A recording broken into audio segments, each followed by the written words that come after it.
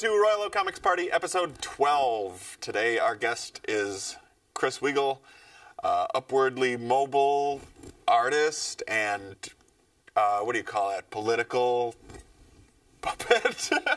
I would say like neighborhood dad. Neighborhood dad. I'm looking to adopt. Looking to get into the family business. Yeah, we're gonna adopt. I'm gonna adopt a few children and set them straight. Good. But we'll have a backyard thing. Your guys are invited. Your family's invited. Are you gonna grow cherry tomatoes in your yard? We're gonna grow cherry tomatoes in the yard, and we'll have Budweiser beers because everyone loves Budweiser beer, and we'll sit and we'll speculate about what's going on in this city. I'm good at a backyard barbecue type atmosphere. Also a good cherry tomato cook. Okay. Sure, we could figure something out. We could cook at your barbecue. We would. Well, it's going to be good. It's going to be my farewell, because tonight, I don't know if you guys know this, but this is my last episode of Royal Oak Comics Party. Oh. I want to break it to you. Why? But, well, we've had a lot of great times here on the show. Don't get me wrong. We've had a lot of fantastic adventures. The pasta adventure? A lot of things with audio tape. Who can forget that? But I think my stage career is about to take off, so I'm going to explore some new options, and I'm working on an animated feature with Walt Disney Studios. Well, good. But it's really good. But I'm really glad that you guys gave me this opportunity. You're welcome. To show off my talent. You're welcome. And I will remember you. Well, it's good. You started being small time with us, and you end being small time with us, and now you're on to bigger and more glorious things. And someday in the mail, I'll send you, Mike. I will send you a package of brown paper bags. Thank you. Thank you. And you, Kevin, I'm going to send you an undiagnosed amount of liquid alloy, of some sort of metal product in a bag. Because you know I'm good with that. You can do whatever you want with it. I'm going to make a video about it. And you guys really opened my eyes up to things like vitamins and shoe shines. You haven't taken any vitamins. Not yet, but I'm really considering it, especially those little silver ones you showed me. I've been eating a lot of silver. And Mike, I would have never measured things if it wasn't for you. Thank you. Mike, what he did was he was like, Chris, this is a ruler. It can change everything. You know where you come from. You know where you're going, how much you need, where to make the cut. I didn't believe him. You were right. You were right. And here we are. An end to relativity. And then here we are. We know exactly what we've got and what we need. Thank God. Thank you, Mike. Okay. Chris, you're an artist. Oh, you're an artist. That was precious. You're an artist. Do you want? No. You make okay. You can go in the same spot. That's inappropriate. Okay. So you make videos. Yep. You make documentary videos. A lot of them are centered around bowling alleys. Bullying alleys, and you also make videos, kind of like absurdist, long condensation, expansion. So you have videos where there's a ram rotating around, a toy ram rotating around for 1,000 years. For many years on American television, it's tightly controlled. We control. There's order to the universe. What I'm introducing with some of these longer pieces is entropy back into the television landscape. By almost introducing more order. And more. It's the same. It's a repeated. Well, there's a structure. It's a meditation. Yeah. It's just sort of there, and it exists. You can tune in when you're flipping through the station late at night, through your stations. You might come across one of these and say to yourself, I never thought of that. That's a good idea, but I'll keep going because maybe there's something better. And by the time you come back around, it's still there, waiting for you. It's comfort and consistency. Unyielding TV is kind of what it is, some of these pieces that you're describing. Yeah. So, I may not have seen the ram one. That one just started airing, I think. Oh. It's called Rotating Ram. Rotating. Okay. I'm sorry, I got the name wrong. No, what is it called? I think it's called Rotating Ram. What did you call it? Spinning Ram? Roger Ramjet rotation. JPL presents Ram Test. JPL Test 00X197. Morgellons Cure. Yeah, so you should watch this. It's a plastic toy. I call it a ram, but it might be some sort of like Indonesian water buffalo. Yeah, wildebeest. I purchased it at the Meyer Thrifty Acres store many years ago from the $1 bin. A Hogzilla, perhaps? And it was a toy that I thought no child would ever want.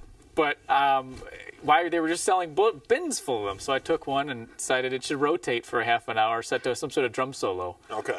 So what is your hope when someone is flipping through the channels late at night and they happen across one of these videos that you've made? You want them to be dazzled or confused or bewildered? What do you hope for them? I think if they stop on one of these for any length of time, say a minute or 10 minutes, maybe 15 minutes, that they start to reconsider some of the choices they've made in life. Like, how did I get to watching TV at 7 a.m. or 11:30 a.m. or 1 a.m. on Sunday night? Every day of the week. Every day of the week. And should I be sitting here watching TV so much? What could I have done to fill this space? Don't get me wrong, TV's doing an admirable job of filling this space in my life right now with this RAM. But maybe there are other possibilities. Anti-television television? No, it's just let's expand. TV, like most mediums, like most art forms humans have come up with, has totally exhausted itself. Whether that be radio plays or print stories or the flute. You've told me many times, though, that you do think that TV it's a type of media delivery system that actually has many merits. That having it be so simple where you just turn it on and videos come out of it immediately. You can't break it like Windows. You can't destroy it like your computer. It's much easier, and there's always something coming out of it. Yeah, there's a lot of things that are just coming right out of it, and you got to get out of the way. Just have a couple up, down button. Up, down, left, right, 1, 2, 3, 4, and you're there. Well, now 1, 2, 3, 4, but that's just only because recent. we're done with it, or just because it's like human obsolete, race is done with it. doesn't mean that it should stop existing. No, we're not advocating that. Like the wallpaper, post whatever, post TV, post entertainment. Which I hate adding post to anything, but so all media has been reduced to like a black rectangle of a sort. On your wrist. On your wrists, whether that be those little golden books or cooking books or like sewing circles. None of those exist anymore. They don't exist, and they're never going to exist again. And soon, people will have a hard time believing they ever existed in the first place. But everybody's ready for like the nostalgia kick. Let's turn on the old TV. Everybody's ready for a Nintendo party. It's right. But that still exists. That's true of because nostalgia is a strong emotion. But the nostalgia now basically is for the 15 minutes prior to this moment. So I was like, hashtag Mike Burridge Dark. It was such a good time. Right. I wish Which we could happened literally 15 minutes Could we have that moment back in time before we folded in the fold-in? Before the pages were wrinkled. Let's make this the best of the 15 minutes before this show. Yeah, best of. Because time is moving, everyone's moving so fast and can consume so much data so fast. We're almost ready for the, having a nostalgic feeling for Mike Burridge Dark as a hashtag. Yeah.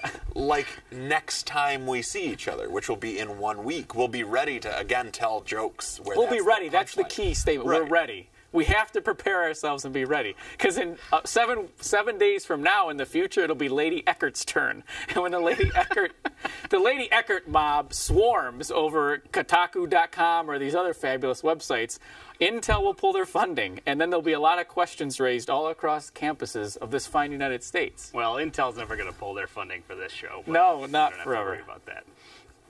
Things are going to change is what I'm saying, Mike. Yeah. We're post-TV. We're post, like, certain doorways, like doors. We're not post. Doors are dead. Doors are dead. Little peepholes in them, they're dead, too. Sparrows are dead.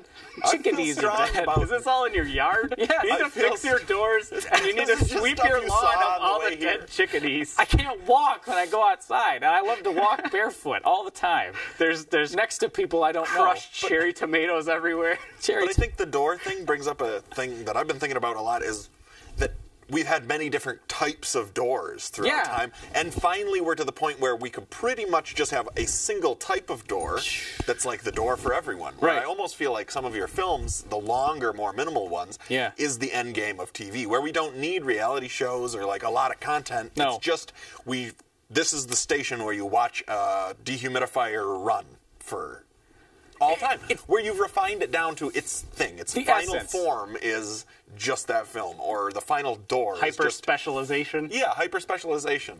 Or de-specialization, where there's one thing that works for all situations. Right. The dehumidifier does work for a lot of situations. Yeah. It does, because it's an acknowledgement of what's really going on. You're sitting alone in a box, watching a box with light. Right. The box produces light, it goes into you, and you now illuminate. You're illuminated when the box hits you with light. It doesn't matter what it is. It could be a cooking segment or a monster truck fight. It doesn't matter. Do you think there's any going back to a time before the light came out of the box? Or are we doomed to just look into the box forever? There are committees making sure that we can never go back. I have to say, a lot of those videos were inspired by some of the work that I saw. The lights just all went out. A lot of that work was inspired by the work I saw being done at the Iowa City, Iowa public access TV station in 2006 by my friend Aaron Valdez and some other coworker of his. And they really hated their lives. They just hated their lives because they're stuck there making... in Iowa, yes. So they would. One guy was there, and they just they were out of their minds. So they would take they took this clip from a Freddy Krueger movie, who in the 1980s was a popular horror character who had demon fingers, and it was a clip. Each finger was a different demon. Yeah, a demon. It was. I delivered Latin names, and so they took this clip where there was a teenager doing a roundhouse kick of Freddy's face. Yeah. It was 3 seconds, and they looped that for 4 hours. And I thought, what can we do with this? And that person, where do we go from here? When I asked that person in the edit suite, well, what do you think some of the possibilities? They died right in front of me. I felt that I had to take this upon myself and go, how can we fill the end game of television? That's a good, we should call things that. The end game. Everything has an end game. Yeah. Well, we've experienced so much that now... This room makes your knees cold. Yeah, this is a chilly The power just went down to half. Yeah. Yeah, what's up with that? We're conserving power. We diverted everything to the shields. The entropy. The power of entropy. We had this little white robot when I was a boy. It was a little white robot, and you would put audio cassette tapes in its chest area, and it was flanked with little buttons you would press, and had a book. You'd turn, let's have a lesson, and you would do this, and it would give you some sort of answer about life. And this is what you need to do when you grow. Keep brushing that tooth, and don't play with matches and stuff like that, and learn to respect people. But it was a robot, so what did it know about empathy? So I ignored it. That brings us to today. Here we are. Where all of us clearly respect the laws of robotics at all times. Mm-hmm. Never harm a master. Never harm the master. All right. Why do you fellas want to start a business? To make money. Yeah, but what do you want to do for the community? What do you want to do for other people? I assume some of them have money. Do you want to give pony rides? Well, we want to make comic books. Oh, comic books. Yeah, that's another art form. When did that go terminal? I have never enjoyed comic books. I mean, when I was very young, I'm sure, Certainly far before our lifetime, right?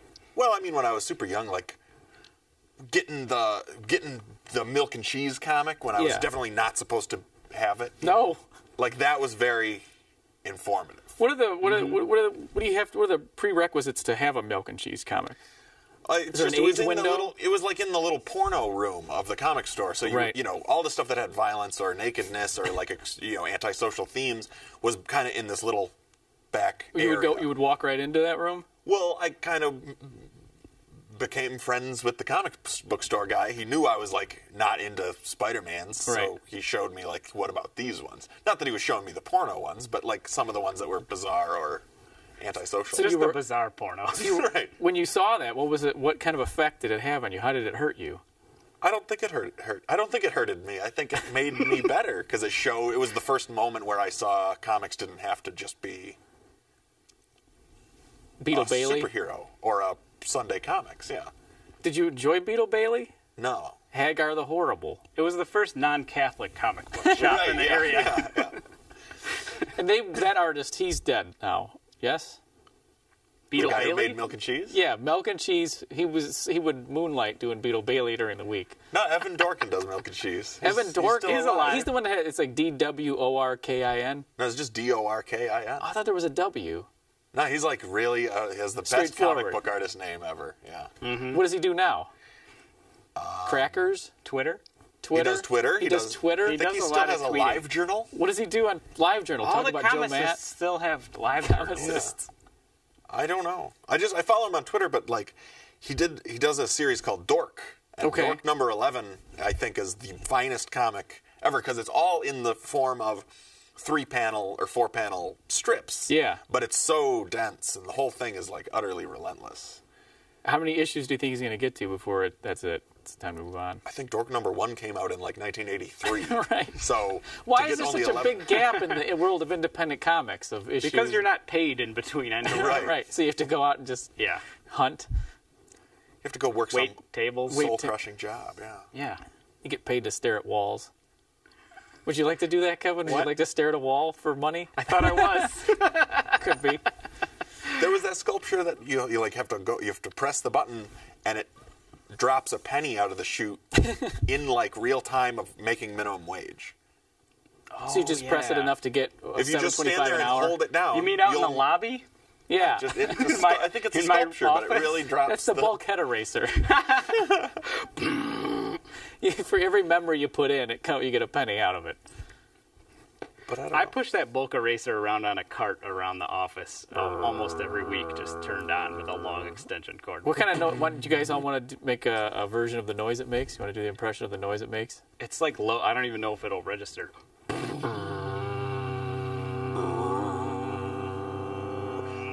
Yeah, it feels good. The one doesn't when it? we had the Degausser did a Yeah. higher hum. Is There's is like a a bulk big eraser a different clunk at the beginning and the end, like the switching it's on. so scary. There's no. It's Because just that's the sound of everything you've ever made just disappearing in a second. Because it's all on a computer hard drive. There's no turning back. There's nothing left. Endgame, Morgellons research. So, The finest speaking of- Morgellons treatments. I was the one who. Well, okay, you're on that camera. I was the one who gave Kevin Morgellons disease. He did. Nobody knows what that means except some of you. There's a gentleman in Texas that Kevin's been corresponding with who has a cure for Morgellons, and Kevin's going to be walking. It involves that noise that we were just making. It's like an electromagnetic. Well, yeah. Morgellons is that disease that you get from chemtrails. It's nanomachines that get under your skin. Nanomachines. And cause you to have like psychological problems. Haribo and- gummy bears. And lesions. Sugar-free Haribo gummy bears are known to cause Morgellons in Hawaii and California. That's what happened to the Charlie Bebos. They're gone forever.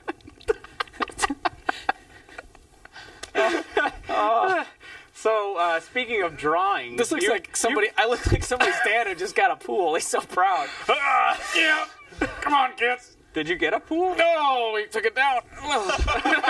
To make room for more cherry tomatoes. We're going to subscribe to a number of magazines. All right.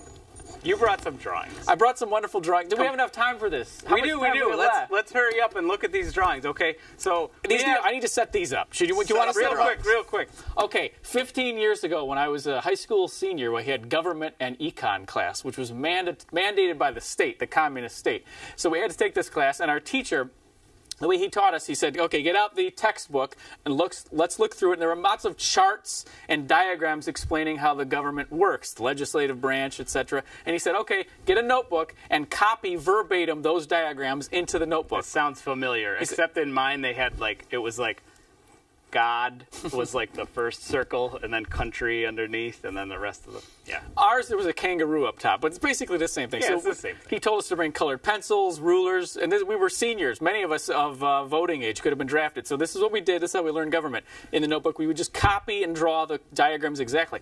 I took it upon myself in the course of doing this to replace all of the human heads with jack-o'-lantern heads, scarecrow heads. So, as time went on in the class, I was so bored, I just started drawing more and more scenarios from American history. Let's see some of Let's these. take Let's a look. see these. Let's take a look if we can bring it up. The first one.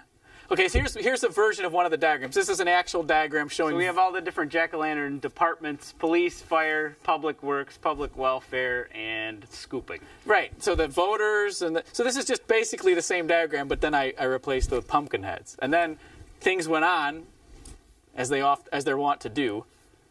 Yeah. When we'd go to Let's the see next drawing. one. And it would go on. So I started drawing different heads and emotions. You can see some of the instructor's writing. He was concerned about me. I was wondering if these were your teacher's notes. Like he had modified your Right. pumpkin heads and said, no. He started This grading is- everyone's papers like there's an A minus, B. This is his own scale he used. So I did these heads, and then I kept going. Go to the next one. So we go to the next one. And then here, okay, there's Why another. is this one redacted? We're not going to talk about that. But That's all I want to talk about. this was, What was under the I think at square? one point in the past when I scanned these in, I thought someday I might like to add more to it. So I added that just to give myself another. This is a template, so Yeah. you could draw Right. other pumpkin heads. I think the in there. diagram it's covering up is like the cowboy hat of government or something. Something like. And you can see I didn't like the hand I drew on this one holding the money. But there's an Uncle Sam, That's sort a of dominatrix, and a Statue of Liberty, and a George Washington. And then we go to Is this one of those? Is this one of those like lizard people type things where when you like blink your eyes too fast, you start to see all the politicians looking like this? If you put the glasses on, you will see everyone is basically a jack-o'-lantern head. So if we go to the next one, and which goes, it's slow. And then, okay, so here's, we were talking, the press is at a press conference, the politician he's, okay, it's pretty mundane, but this is the world. He's got his press hat. And then we go to the next one. Eventually, oh my God. It's the jackpot. That's right. The Jacko-pot. He's this businessman is, this is how politics are Is done. that a pumpkin flag It's in a the pu- background? yeah, the That's state a of nice pumpkin. detail. I look at now. I had a weird drawing style where like the desk was shifting and moving, and the phone was some sort of like gummy candy drop shape, and you can tell it's Washington because immediately outside of his window is the Washington Monument with a series of misshapen buildings from Dark City that are growing. This was one of the diagrams in your government Well, book? things expanded beyond that. Like if there might have been a section on bribery, or I wanted there to be, so I added this. So then it kept going from there, kept expanding. Again, the teacher would just talk and talk and talk about nothing important. Let's so see the next one. I would draw, and the next one would be, okay, there's a scene from Citizen Kane. Yes. And then a scene from Dr. Strangelove. Kept going. So you can see there's some notes. Doesn't win minority president, doesn't win popular vote, wins electoral vote, i.e. Kennedy. So I was taking notes but drawing at the same time. Nuclear war. Nuclear war over the fetid fields of Kansas. And then you go to the next one. See the okay. Yes. Then this is it. This is a Kennedy assassination Matt plot. Tonight is in there. Yeah, that was the only one with a non-pumpkin head. Is Governor Connolly is represented by the Moon Man from McDonald's commercials. So right there, and if you'll notice the point of view, the vantage point that we're in is from in front of the car, Right. Kennedy's motorcade. So we go to the next one. And the teacher didn't respond. This is a famous Oswald photograph published by Life magazine, I think Time Life. And if you'll notice, the shadows that curiously don't match between the plant and the body. It's open to speculate. You also notice this is my style to this day of drawing people where I just draw a rectangle for the torso and then sausage arms. In Michigan, that's very accurate. Yeah. You're bundled up all the time. And you're Always wearing a coat with like 3 sweatshirts. your stuffing's pouring Oh. out. So we go to the next one. There he meets his fiery doom. Oh, it's too expressive. Right, things got really expressive near the end there. Although the ones in the back are not quite sure, so they're still happy. I like how they have other expressions, but their default expression is the giant, scary, happy pumpkin face. Sure, right. Neutral. That's original flavor. And then you keep going. So I think that was the extent of the Kennedy. This one I never finished. This one was called The Reagan Joke Nobody Gets. He's getting sworn in as president, and then the hostages are released the same day. But I didn't think it would get. And you can see I tried to draw a businessman again, but it didn't You work erased out. it? I erased it in a rage. Okay. So screw it. Go to the. I said that's the end. Could revive that. Then things now we're getting. It's a new era. So it's immigrants' journey to the homeland, to America, a new beginning. Journey to Gourd Island. Gourd Island, happiness. I think everyone enjoyed Did that they change your name to just Jack Lantern when you came to Ellis Island? one. They just gave me a number, and then if we go to the next one. Oh, now we're at the end and see what he's made his impact on history, and he's inspiring the next generation. And you can see he's a revolutionary statue man. And then finally, I think the next one's the last one was my proudest one, where traditional Americana. This is That's great. Americana. How view. old were you when you made these? I would have been 18 years old in senior. good. So that one, I was the only good drawing I've ever done in my life, and, it's not, and I just sat there staring at Rockwell's painting. That's so great. So it's been pretty much downhill since then, and that's about Oh my it. God. There we go. So do you still draw? No, I gave that up entirely. No, there was a seminar, and they got it right out of me. Your drawings are real good. What was the seminar? It said how to make your life right. Web 2.0. How to make things good. I turned it. I got a mouse hand, and then everything stopped working. Like I just signed with a click. Yeah.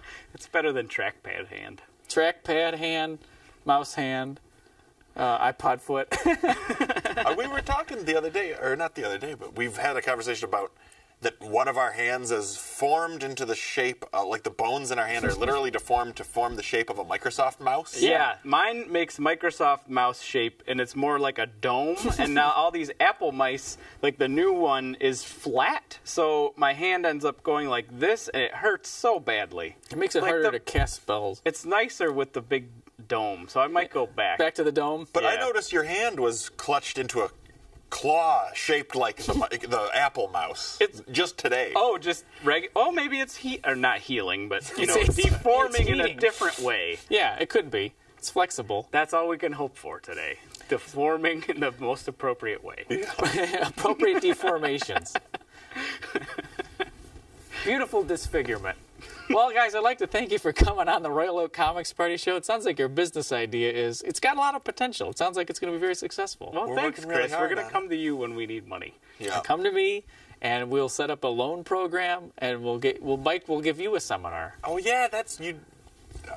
Yeah, okay, I'll have a seminar. Right, exactly. We'll start a file, a dossier on you, and we'll Right. track everything you do. Good. What kind of stickers you pick out, See if you have any pictures where the shadows are going the wrong way. where you stick them. Couple Oh, of those. so what we'd like to do for the remaining show is we'd like to spend. This was the first half hour. So This the, was the first half hour. the next half hour, much like the end game, we're just going to sit here in silence, looking at Recap? each other. Yeah, let's do a silent recap where we think it. Silent recap.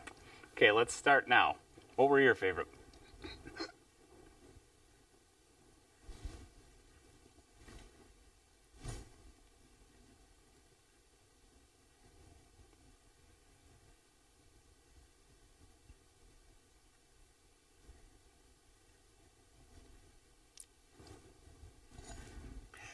Thank you for joining us on Royal Oak Comics Party.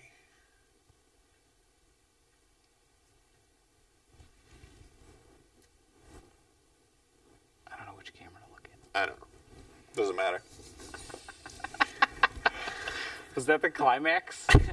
Yeah, I guess. I climaxed.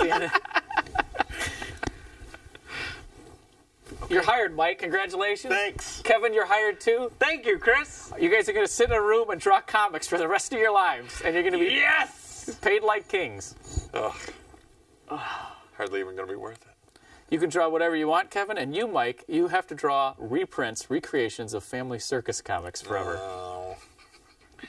I thought I had won the award, but it was actually the punishment.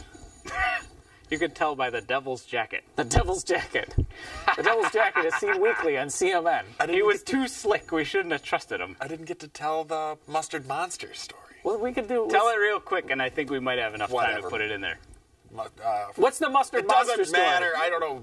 No, quick, This really come on! perfect car. Paulie and I were looking at cars, and he sent his mechanic out to look at it. But it's this 89 Grand Marquis. It's like I was going to get a Tandy logo off an old computer and put it on it because it's exactly that tan. But it's beautiful. It's a dream. It's like a tank. It'd be protected among the other cars. They wouldn't push me around because it'd be so big. Does it have That's seats? awesome, man. It has seats. Okay. You should get the biggest car 100% imaginable. pure fabric. Pure fabric. Pure. fabric Ivory. exterior. Fabric exterior. Taupe. Fabric interior and ivory exterior and crystalline dreams, a crystal engine. That's Drive a crystal engine with Mike Burridge on the Learning Channel. 100% polar bear ivory. Polar bear ivory. It's They can only get it from the little claw. baby polars. Harvesting. Baby polars hostess the Gola Golbuses.